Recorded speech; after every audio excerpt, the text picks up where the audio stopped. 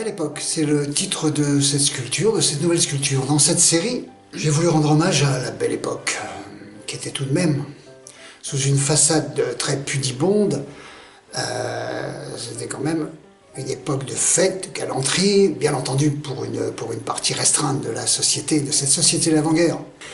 Mais c'est plutôt, alors l'évocation oui, des nuits parisiennes, du Moulin Rouge, de la Place Blanche, la Goulue, le French Cancan, Toulouse-Lautrec, bon. Mais moi, c'est plutôt la fin de cette époque brisée, fracassée par la guerre, qu'évoque aussi la présentation de cette sculpture, sur ce bois rongé, cassé, un morceau de barbelé, sur lequel est accrochée la sculpture. Voilà. C'est mon ressenti, c'est mon émotion, tout au cours de l'exécution. Pour la partie technique, il s'agit de taille traditionnelle de sculpture, faire une œuvre archéologique, comme m'a dit un jour un collectionneur, pour aller chercher le sujet enfoui dans le bloc de bois, du tilleul en l'occurrence. Avec l'outillage classique du sculpteur, gouge, fermoir, burin.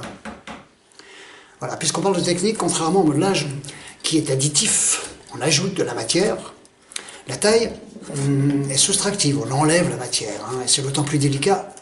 C'est dans plus délicat qu'on ne vient pas sur le coup pour enlever, c'est aussi tout le charme de la taille, qui demande une maîtrise certaine du geste, qui devient, parce que le geste il est irréversible.